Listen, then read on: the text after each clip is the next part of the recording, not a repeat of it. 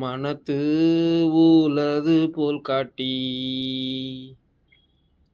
மனத்து ஊலது போல் காட்டி ஒருவருக்கு இனத்து உளது ஆகும் அறிவு.